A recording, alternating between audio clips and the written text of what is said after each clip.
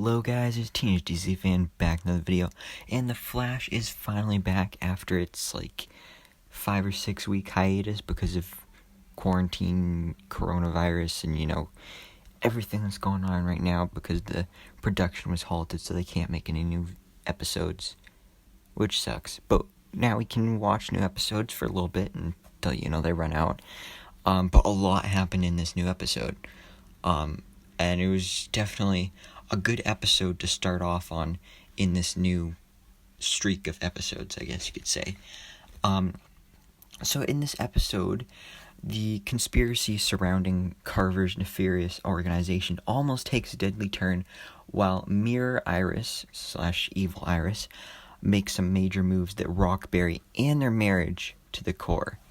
So spoilers are ahead for So Long and Goodnight, the latest episode of The Flash. So Joe is closer than ever to cracking the case and finally busting Carver for running his shady organization that takes full advantage of all those light-based metahuman assassins like Dr. Light, Ultraviolet, Sunshine, I think. Yeah. And they basically used all of them as assassins. But just as he's looking to crack the hired killer that they have in custody, Carver sends super creepy Arrowverse meta Ragdoll. The freaky guy in a mask who can contort himself to squeeze into anything, to kill Joe. And honestly, I love this character. He's so cool. Plus, the actor that plays him is a real-life contortionist, so yes, some of the stuff Ragdoll is doing is CGI, but a lot of it is actually stuff that guy can do, and it's messed up, but it's cool and creepy at the same time, so I like it. But Ragdoll actually does almost succeed in killing Joe, because he cut the brakes on Joe's car and made it accelerate into oncoming traffic, but then Joe just jumped out of the way, because he's been trained and stuff like that, so he had it covered.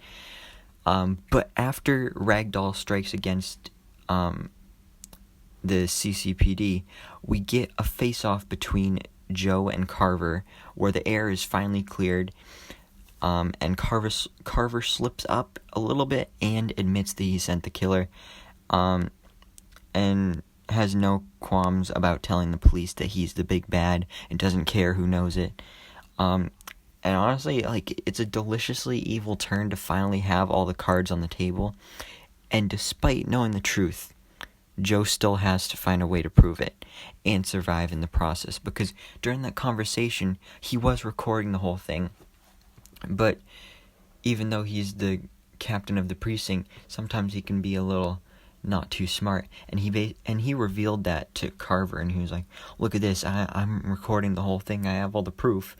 And then Carver just turned on this machine that deleted it manually, so that didn't work out very well. And yeah, so now he has no proof. And I mean, if he hadn't mentioned that, then he would have gotten away with that, and then Joe could have taken that back to the precinct, and then he could have gotten Carver sent to jail. So shouldn't have done that, but yeah.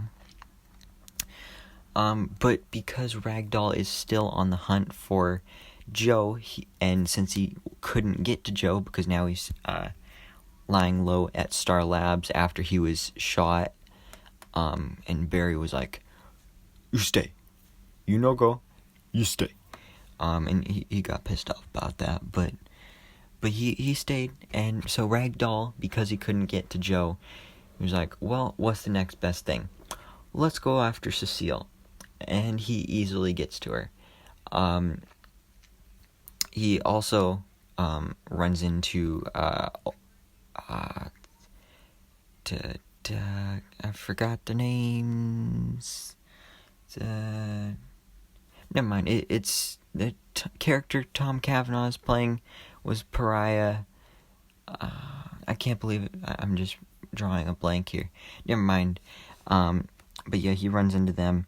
But now that Ragdoll has Cecile and actually almost kills her, that is the final thing that really pushes Joe over the edge to go into witness protection until the case is solved by Team Flash and the rest of the CCPD. Because Carver is gunning for Joe, and with a young baby and wife to think of, he finally relents and chooses his life over catching the bad guy. So Joe is headed off into hiding, which is only the beginning of the problems for Barry and Iris. And the whole Barry and Iris thing was pretty much the last scene of the episode, but so much happened there that it's so crazy. And so, of course, we know that the real Iris is trapped in the mirror dimension, and an evil reflection version of her is the one who's been running around in the real world for the past several episodes. But unfortunately, Barry hasn't figured that out just yet.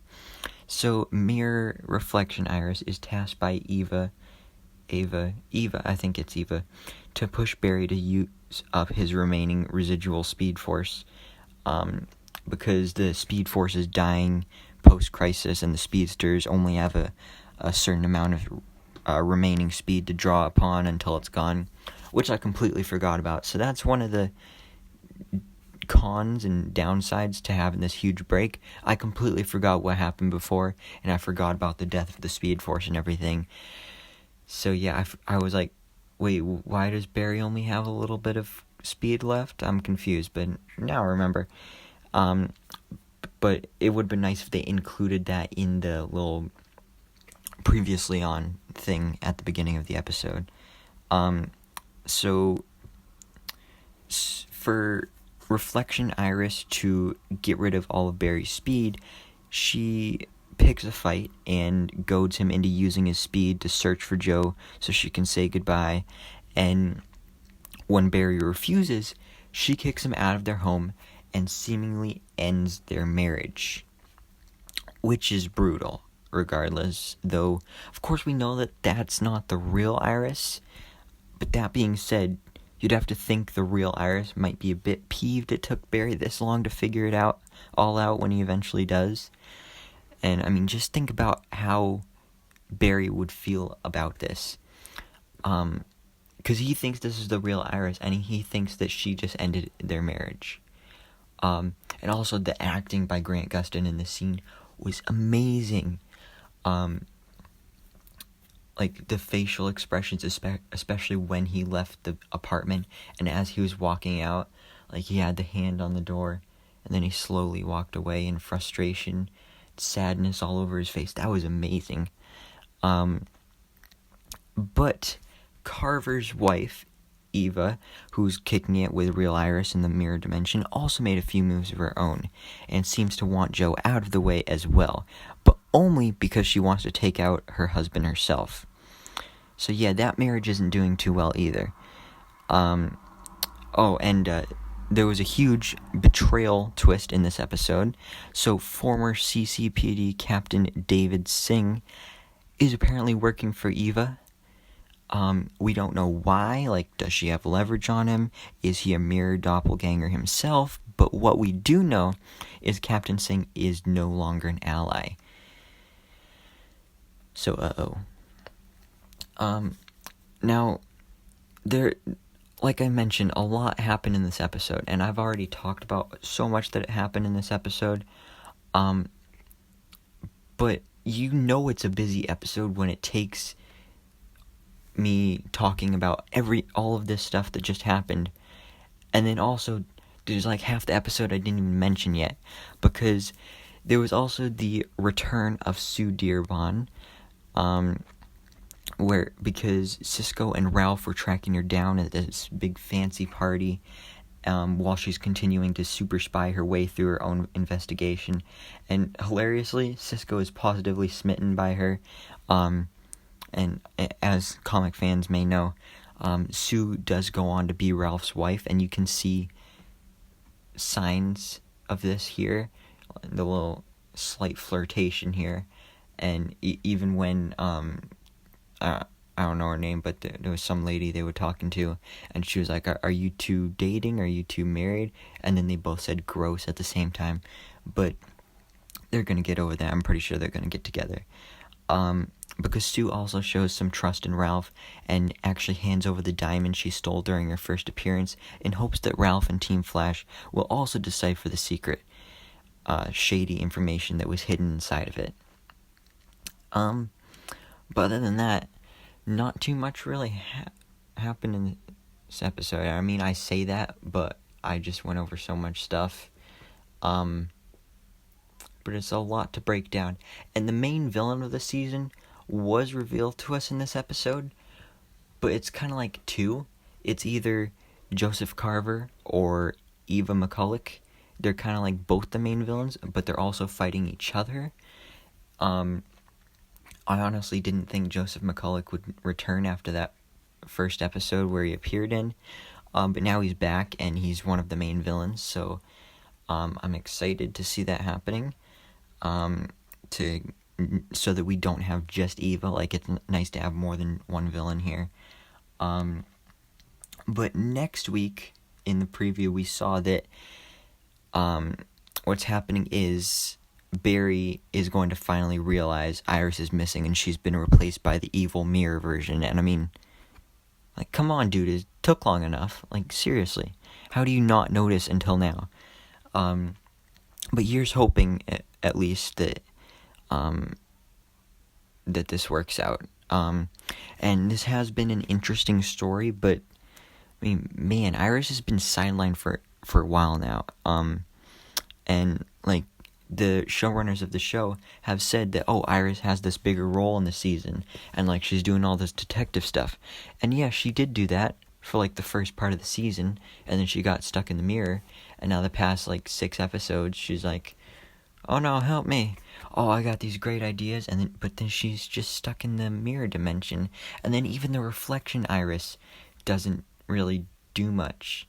Like, you'd think with having 2 versions of Iris that the actress would be able to have more screen time, but no, it's like still about the same, which sucks. But by the way, to be clear, next week's episode is expected to be a new one, bearing any last minute CW schedule changes.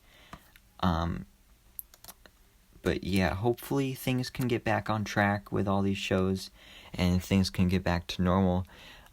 We had Legends of Tomorrow on last night as well, so that review is coming very soon, like probably within a couple hours of this video. So don't forget to check that video out. As well as Batwoman and Supergirl are coming back next week. So hopefully things are starting to get back to normal, and we can get back to the Arrowverse and find out how these seasons will maybe wrap up, if they do, because they can't really make new episodes. But anyways, guys, what did you think about this episode? All the big reveals, Joe leaving, Captain Singh being evil, the breakup of Westallen. It's some pretty crazy stuff in this episode. So please let me know what you thought and how you feel about everything that happened here. Thanks so much for watching. Please remember to like, comment, and subscribe, and hope to see you in my next video, so I can bestow all my DC knowledge upon you.